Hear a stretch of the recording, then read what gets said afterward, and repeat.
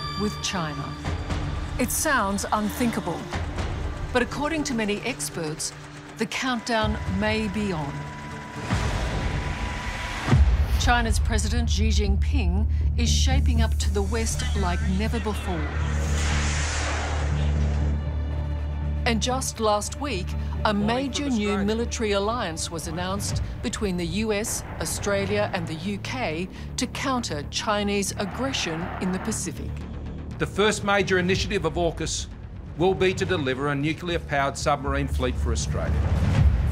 America and its allies are preparing for a battle we didn't think was possible. The idea that China would never attack, even never invade, well, I wouldn't count on that.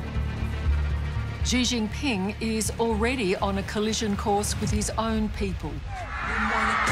From recently outlawing boy bands to enforcing propaganda lessons in primary schools.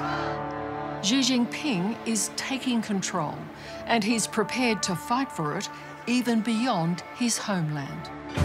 If this unimaginable conflict were to happen, it would begin with an invasion of Taiwan, a tiny nation off its coast that China has long believed is theirs. Once they make the decision to do this, they will come full bore, like a crazy man with an axe. Control of Taiwan would give China a huge new military reach over the Pacific. That would put Australia in the firing line pretty quickly. But is Australia putting itself in the firing line by talking too tough to China? It is very dangerous to frame China as like worse than Darth Vader. Tonight, we investigate just how close to war we really are. The question of whether or not to go to war may well end up getting decided for us. So is resistance futile? We should not, to borrow a phrase from Game of Thrones, bend the knee to Beijing. Good evening, I'm Liz Hayes, and this is Under Investigation.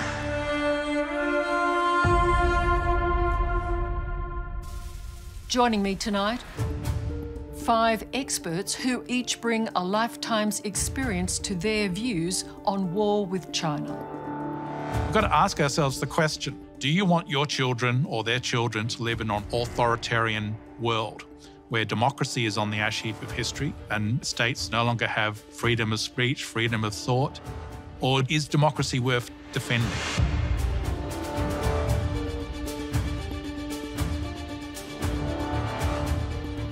China has been preparing for war for at least 3 decades. Its whole military modernization has largely been aimed towards having a war over Taiwan.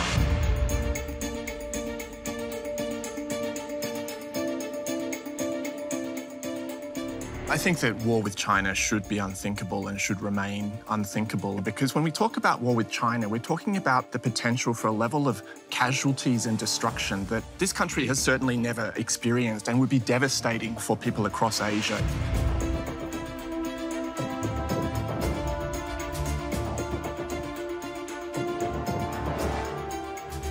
I do think it is very dangerous to frame China as completely evil, only malevolent. Yes, there is a bad China, where China does things that we find unacceptable. But I think it's really important for Australia to accept that there is also a good China. There are things that China does and can do that are for the benefit of the world.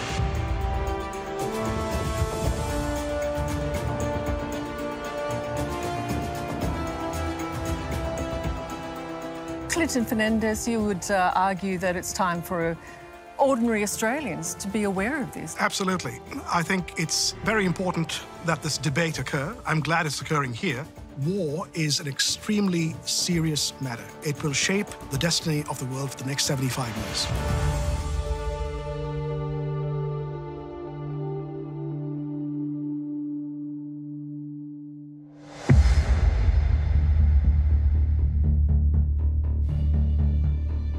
There's no doubt Australia has been engaged in a war of words with China on human rights and, more recently, the origins of COVID-19.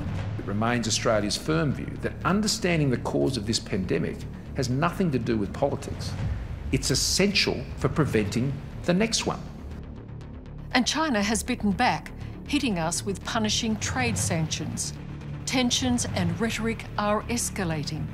Earlier this year, a senior Australian security official warned of the beating drums of war coming from China, echoed by Defence Minister Peter Dutton. I don't think it should be discounted. I think China has been very clear about that goal.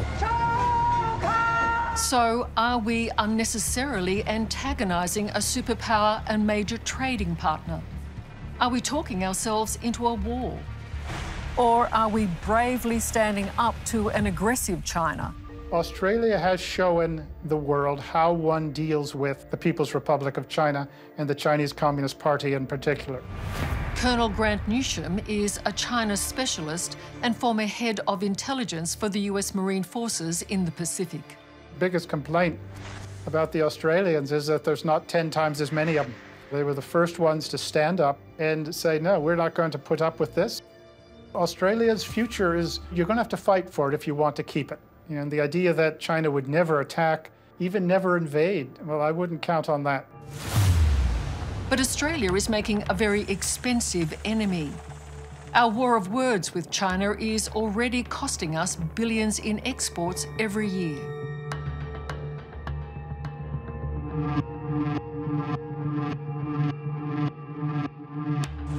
And at a time when Australia is ramping up its defence budget to be better prepared for any conflict with China. I just think it's tremendously ironic that we choose to lead the world in being tough on China, where we're so economically vulnerable. The military upgrades that we're talking about, the extra spending on our defence forces, we can afford this stuff because of our really profitable trade with China. Is that true, Malcolm? The decision to spend money on defence is based on threat perception, and that threat perception is focused exclusively on a rising China. We no longer have 10 years strategic warning time for a major attack on this country. The ball is in their court. They need to actually realise that they are responsible for the crisis that we're now in, not us. Historian Dr. David Brophy believes the smarter strategy would be to engage with China, because he thinks a war-weary America may not have the stomach for more conflict, even if it is in our backyard. America's position is slipping. And I think it's really unthinkable for a lot of people in Canberra, particularly in the defence sector, that Australia could be left alone without America in the neighbourhood in a position to help out if Australia gets itself in trouble. But there is no military threat from China to Australia. I mean, I want to state that very clearly. Look at China's stated goals. They claim all of the South China Sea. If China achieves that, the way the region operates changes fundamentally. China spends more on its military than the whole of Asia combined. He's absolutely right.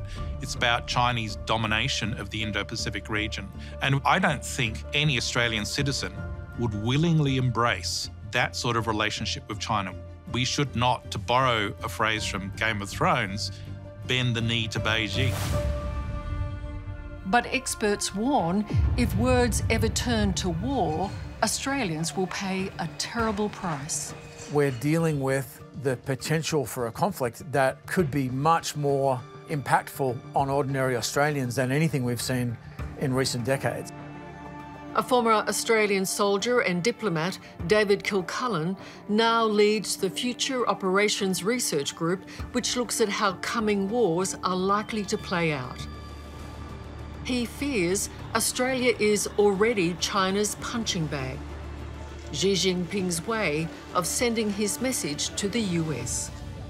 We are seeing not only an escalation of US and Chinese rhetoric against each other, but Australia increasingly being seen as a US ally that the Chinese feel they can push around to try to send a message to others. John, are we seeing China bullying Australia into thinking, at least, that there's trouble coming? The grand narrative of the Chinese Communist Party, certainly, is that, one, China is undeterrable. Two, its goals are fixed.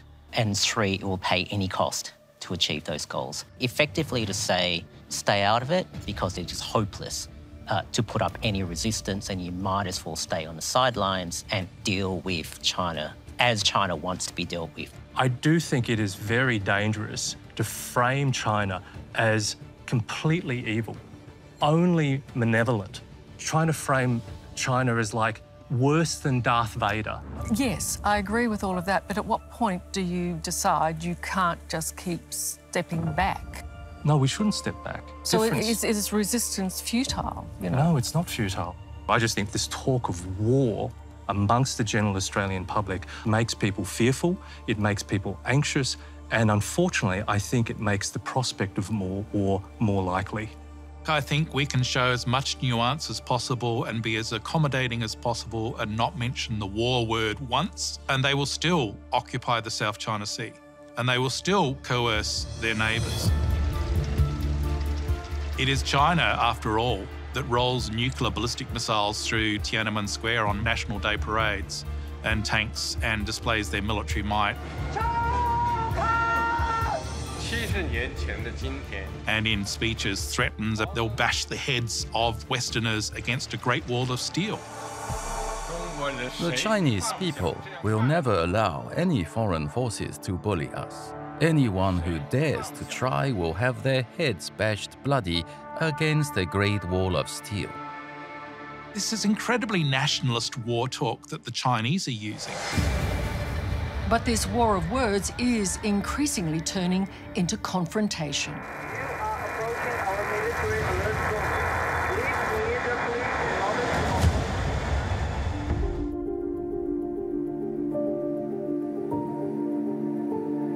If there's to be a war with China, everyone agrees that the trigger will be Taiwan.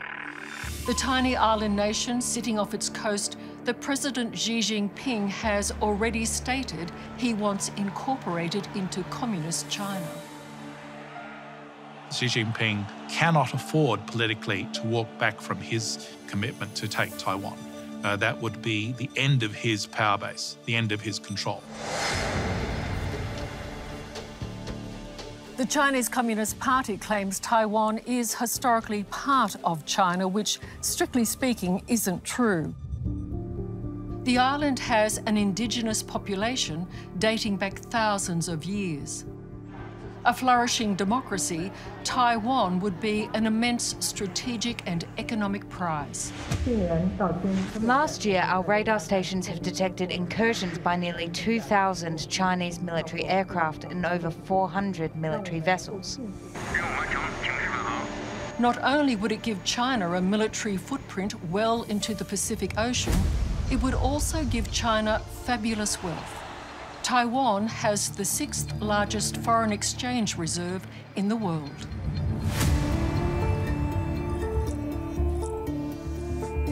And the island state supplies the bulk of the world's semiconductor computer chips, critical to most modern manufacturing products, from washing machines to cutting-edge weaponry. And it's sitting there, out of China's clutches, with America's backing. Why does China need Taiwan so badly? Taiwan is the veritable unsinkable aircraft carrier from which China can project military power deep out into the Central Pacific. Taiwan demonstrates to the world that you can have prosperity and democracy. Taiwan is definitely a prize. I mean, firstly, it's a challenge, an ideological challenge to the one-party state system of China. But there's also a deeply emotional sense that is motivating China's leadership. Since it was created in 1949 after the Chinese Civil War, Taiwan has never officially declared its independence from China. Doing so, according to our experts, would be an instant trigger for war. If Taiwan does say it wants to be independent, what happens? China will invade. Simple as that. Yep. Those who warn of China's intentions for Taiwan point to the example of Hong Kong, which is now as good as taken over by the Chinese Communist Party after crushing pro-democracy demonstrations there. And there is no one who wants to protect Taiwan's independence more than its former Vice President, Madame Annette Lu, who spent years in jail fighting to establish the island's democracy. So I think it's very immoral. If anyone has the interest in launching any kind of war at this critical moment of the Earth. Madame Liu proposes establishing what she calls a democratic commonwealth, comprising Taiwan, South Korea and Japan to balance China's power. We can make a golden triangle in the region, and we also welcome Australia from the south, America, Canada from the other side of the Pacific. We all the peace-loving democracies. Malcolm Davis believes Australia should stand up for a fellow democracy in our region, particularly if China should decide to invade Taiwan. If we do not act in the face of a Chinese aggressive move against Taiwan, then morally and ethically, we have fallen off our pedestal. We have done the wrong thing. I think that we do need to think about the implications of the lives of 24 million Taiwanese. One only has to look at Xinjiang province, where there's over 1 million Uyghurs behind essentially barbed wire, just for being Uyghurs.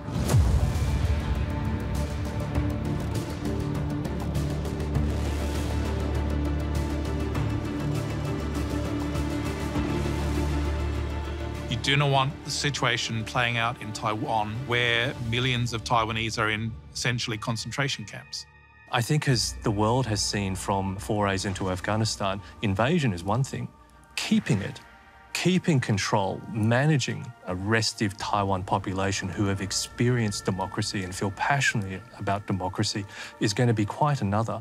Whether it wants to go to war for Taiwan or not, China is certainly ready for it and ready to take on the US and anyone else who steps into the fight. I've been watching China and the Chinese military coming up on 40 years now. And what you've seen really in the last 20 years is probably the world's biggest, fastest military buildup ever, not just since World War II, but perhaps in human history.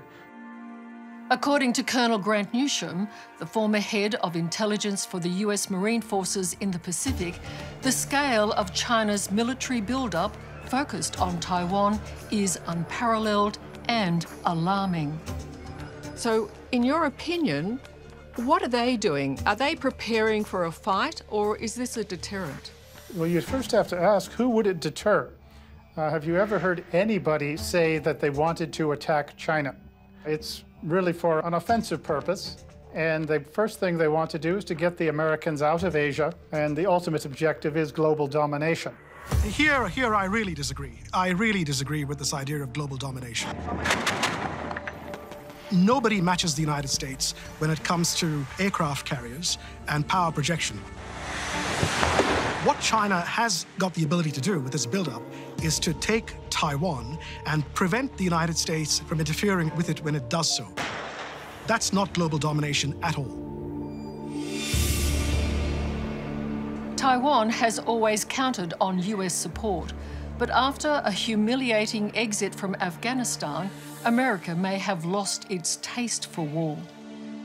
In the event of China invading Taiwan, the big question that will determine the future of the region, and probably the world, is will the US come to Taiwan's defence?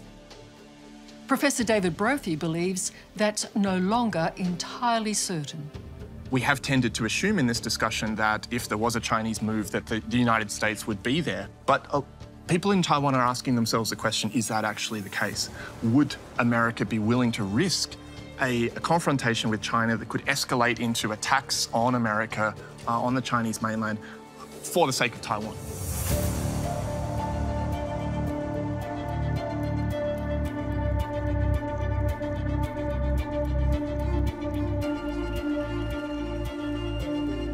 If America does not do anything, it would be the beginning of the end of the US-led alliance in the system.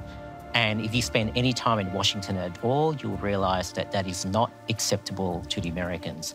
If you look at the last 100 years of history, America does sacrifice blood and treasure in a big way to achieve its strategic aims. So I would say almost with certainty the US will come to Taiwan's defence. John Lee is right. If the US doesn't react, then it loses all strategic credibility in the region, and the broad risk of the US losing strategic credibility in the region would be horrendous. For Australia, we would be on our own. as well as increasingly aggressive international moves like expanding China's huge navy into the Pacific, President Xi Jinping has been cracking down hard on his own people to bring them into line with Communist Party thinking. Xi calls it rectification, and he's banned everything from boy bands and reality TV shows to foreign computer games and apps. China's private schools have been all but decimated by new regulations, and lessons on what's called Xi Jinping thought are now compulsory in primary schools. It's as if it's a population being readied for trouble.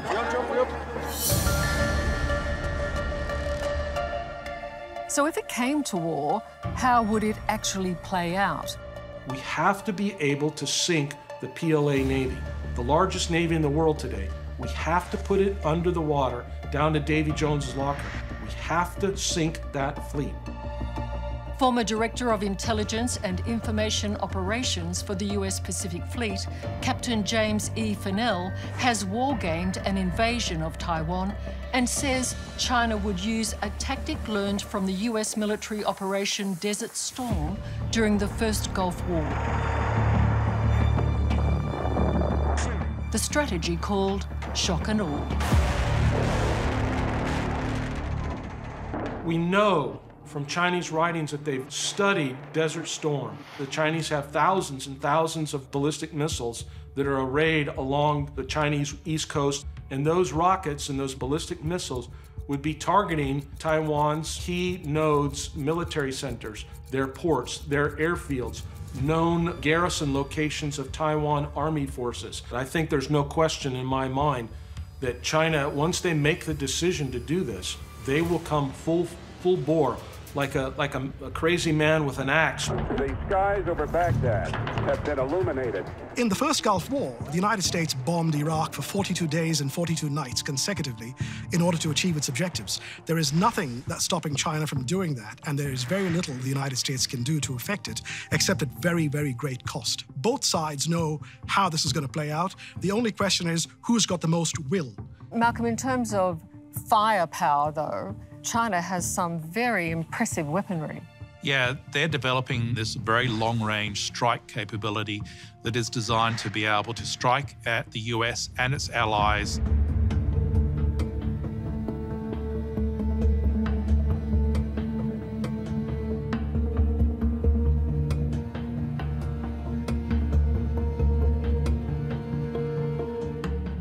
One of the systems they're developing is the DF-26, which is an intermediate-range ballistic missile that can strike at US carriers as far out as Guam.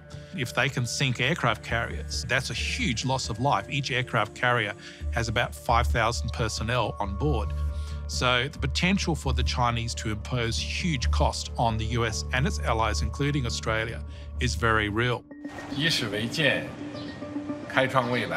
China's President Xi Jinping ensures his country's military might is there for his people and the world to see. And adding to his war footing, off the coast in disputed territory, China has built artificial islands loaded with defensive hardware.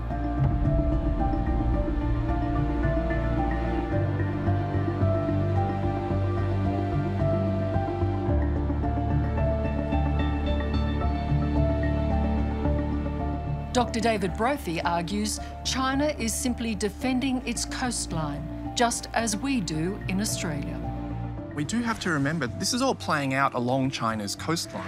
To talk about deterring China, what that is effectively saying is that we want to maintain a favourable military balance right up to your doorstep, that we will be able to dominate in a situation of conflict anything that takes place right off your coast. Now, just imagine if a country on the other side of the world said that to Australia, that we want to prevent you from being able to control militarily the territory off your coast. I think we in Australia would regard that as a hostile posture. And Dr. Brophy cautions an all-out war between the world's superpowers could well involve nuclear weapons. I don't think there's any way we can confidently say that this can be contained to a small war, which I think some people imagine that it can be, that there's some sort of little stoush that we could have in the Taiwan Strait. I think that that's one possible scenario, but another is all-out nuclear barbarism. And America maintains the option of first-use nuclear strike, which suggests to me that it wants to position itself in such a way to say to China, we are willing to fight a nuclear war with you. We are willing to lob nuclear weapons at you. When it comes to something this important, this potentially devastating to the globe, you don't take anything off the table. Indeed, Jim Fennell believes the US needs to maintain its credible threat of using tactical nuclear weapons in a first strike. I want Xi Jinping and the next person and the next person to always wonder, hey, is there a nuclear missile coming down on my head right now? I want them to think that. That doesn't mean I want to do it, but I want to be able to rationally let them know we have that capability, and if we get pressed too much, you think you're the angry guy with the axe? You have not seen anything yet. Is this when you come out and just say that's just plain nuts? I just find this whole discussion completely depressing.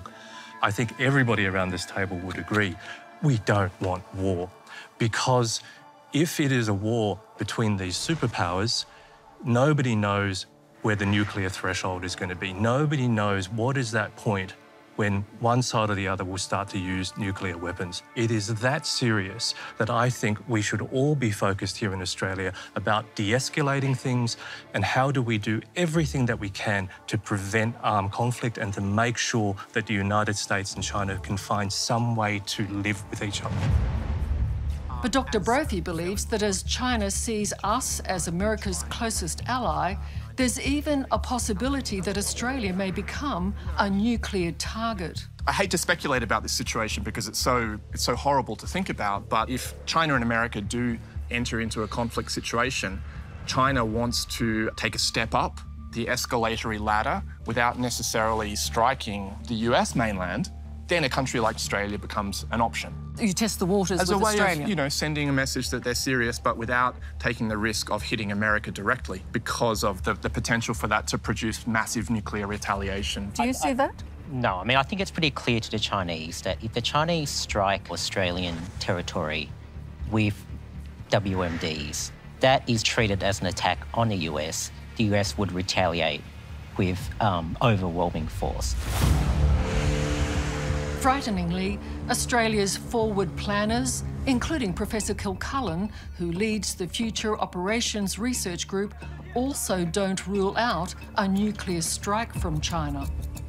If it does go kinetic, as we call it, if we get to battlefield shooting between the US and China and it reaches that tactical nuclear threshold, I think it is actually quite likely that Australia would take a nuclear hit fairly early in that conflict. Now, I think strategists on both sides don't want this to go nuclear, but if it does, then that would put Australia in the firing line pretty quickly. The Chinese know that if they use nuclear weapons, we'll use nuclear weapons back, and that will be the end of the PRC. Okay, so they understand the implications of crossing the nuclear threshold. Our strong relationship with America, including Australia's ANZUS Treaty, has meant we've stood shoulder to shoulder with the US in every major conflict of the last century, including the most unpopular, expensive and punishing like Vietnam, Iraq and Afghanistan. Our experts believe that a war with China, if triggered by an invasion of Taiwan, will involve Australia. That's because whatever America does, we will follow. I think that Australia is acting in such a way as to signal its willingness to go along with the tougher American strategy. That is the strategy for Australia. Given that any war between China and the US will essentially be happening in our backyard, is this a conflict Australia will be able to avoid, even if we wanted to? Our close military ties to the US include American intelligence bases on our soil, Pine Gap in the Northern Territory and Northwest Cape on the coast of Western Australia. both would be critical in any conflict with China. Facilities here that would, in the immediate moments of any conflict situation probably spring into action, and that would unfortunately entail that Australian soil may well be used in a conflict before Australians have actually had a say in that question. The truth is, the Australian government has little control over what occurs at these bases or what defence decisions might come from them when the US faces war.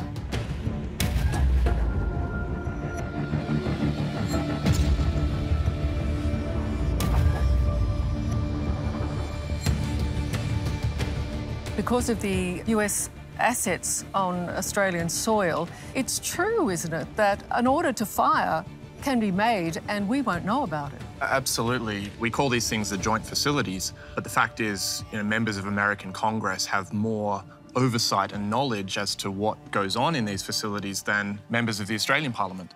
We have to recognise the position that we're in. The most important question that any society can face, the question of whether or not to go to war, may well end up getting decided for us. Whatever the scenario for war, our future planners agree it would be a front line like no other in history, where Australia might be crippled before a single shot is fired. Almost certainly one of the first things that would happen in a major conflict between the US and China would be knocking out of the GPS system to disable a lot of US military systems that rely on that. The moment that happens, you can't run an FPOS transaction in Australia. You can't fuel up your car at the petrol station because all of that depends on GPS.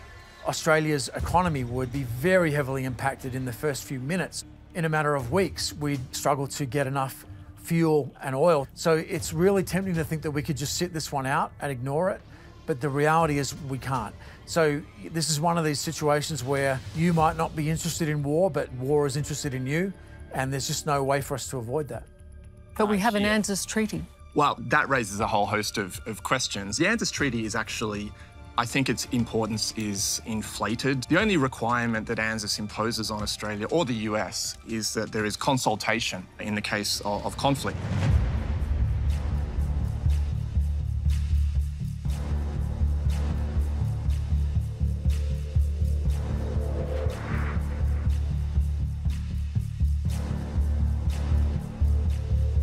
Why I think we should stay out is that this would not be a war for Taiwan or a war for democracy. This would be an escalation of the US-China rivalry, which to my mind is essentially about economic interests, political dominance in regions of the world. I don't ultimately see moral high ground. I'm sorry, I can't agree with David's take on this. The US-Australia alliance is critical to our national security.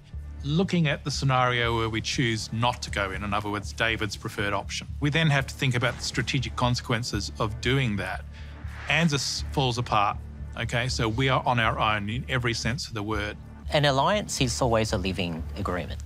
But the reality is that if we are not in a conflict with Taiwan, where Japan, which is committed recently to entering, if Japan and the United States are in there and we stay out of the way, it is the end of the ANZUS alliance for any practical purposes. But will ordinary Australians even get a say in whether we join the US in a war with China? Clinton, is it correct that Australia's involvement in any conflict doesn't necessarily need a vote in Parliament, does it? That's correct. The decision to deploy troops is just a decision by the Prime Minister, who tells the Defence Minister, and that's it. And so, therefore, the Australian people don't really get to debate this, do they? The only debate that's occurring is what's occurring here, thanks to you. Yeah, because my whole point is that all of what we're discussing is pretty chilling on a lot of levels for the average Australian. Yes. The last time the Australian Defence Force was involved in a high-intensity conflict was in Korea. We were 20 years in Afghanistan and the Taliban didn't even have an air force. Also of critical concern to our experts is the impact a war with China would have on nearly 1.5 million Chinese Australians. After all, during World War II, Japanese Australians, despite having lived here for more than 50 years, were rounded up and imprisoned.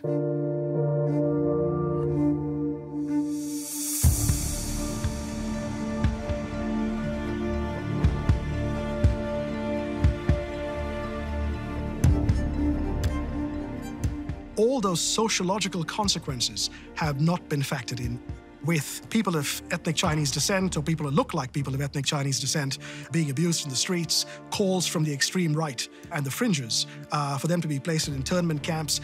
Do you fear, all of you, that Chinese Australians will be seen as the enemy within? Absolutely. I mean, the Australian Chinese community and everybody who look vaguely sort of Chinese, in the event that, you know, there is a war with China, what Clinton said, this notion of internment camps, you know, is a very real prospect. You know, John, I'll see you there.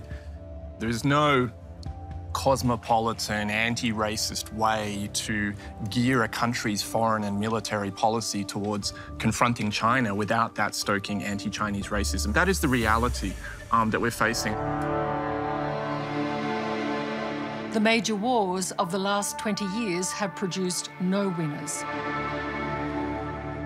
The US struggles on in Iraq, and along with Australia, it has pulled the pin on Afghanistan.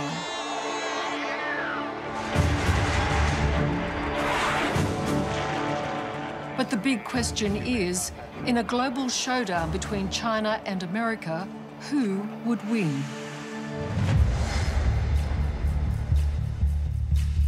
There's really no nice way to put it, but the Chinese have, if not overtaken us, they've put us in a position where they could probably defeat us in certain circumstances. Depends on how the fight took place.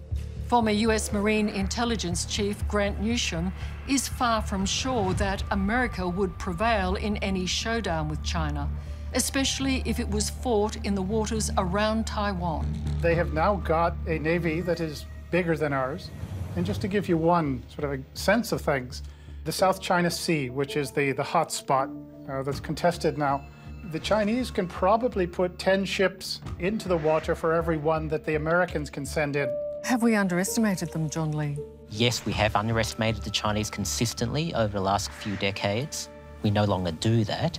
And certainly in a war in the Taiwan Straits, China could emerge victorious in a military sense. China has been preparing for a war in Taiwan for more than 30 years. David? Well, I don't want to find out the answer to this question. The scenario for post-war on Taiwan is not just bad for China, it's bad for the world. I mean, we're talking about a situation that could trigger, you know, environmental crises, economic crises. I think that, you know, we're being very light-minded just to imagine that the world would be sort of roughly the same as it was, just with China in control of Taiwan. Do we take it for granted that America will win any kind of war, or do you accept that we may not? The bottom line is America may not win, but they actually have to prepare their best to try and hold the line here because it's so crucial. If we just give up, throw up our hands and basically say, well, Taiwan, you're on your own, then we're giving China that century that it wants. In conclusion, those warning of war tonight say we have two critical questions to consider. Should we be prepared to allow China to simply take Taiwan, as it has declared it will do and may do very soon?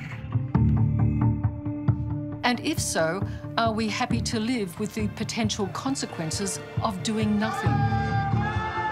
Or is there one more fundamental consideration? Are we really ready to face the prospect of a global war? Or, as we've also discussed tonight, are we more in danger of talking ourselves into one? What I have issue with is this notion that China wants to dominate the world. China wants to protect its interests, absolutely. But this notion that China is a dark force that wants to take over the world and subjugate everybody, I don't think there's any credible evidence for that. And it's good that we've had this debate, but we have to make sure that we conduct a debate in a way that doesn't arouse fear and anger and anxiety amongst the Australian people, because if we do that, it puts us on a path which leads more directly to all of the horrible things that we've been discussing today. David, if China takes Taiwan or attempts to, do we do nothing? Well, I think if things heat up, I think that we do need to stay out. I think we need to call on all parties to stop and pray that they do. I think for the future of humanity, we need to get away from this notion that it's just a dog-eat-dog world and the only way to resolve disputes is through military force. I think we see that on the Chinese side, but I think we also see that in some of the opinions that have been put forward this evening. If China takes Taiwan, it doesn't stop, it's the first step in that expansion. China has told us that. The only thing stopping China from invading Taiwan is consequences. So if the United States or Australia said we will not be involved, that massively increases the chances that China will be inclined to use force to so-called resolve this Taiwan question. If you have the US going into harm's way to defend Taiwan, which after all, remember, is a fellow Western liberal democracy, just like Australia, we would be negligent in our responsibilities as a US ally if we stood back and did nothing. I do think that it is incumbent upon our government of the day to recommend and make the decision to intervene alongside the United States to defend Taiwan. And Clinton, what is your message to Australians? Well, they should understand that the Chinese government's resolve has been well expressed, and I believe it is genuine. They intend to take Taiwan by peace or by war. And the question is, what happens not just to the region, but to Australian society as a consequence? Hello, I'm Liz Hayes. Thanks for watching 60 Minutes Australia. Subscribe to our channel now for brand new stories and exclusive clips every week. And don't miss out on our extra minute segments and full episodes of 60 Minutes on 9now.com.au and the 9Now app.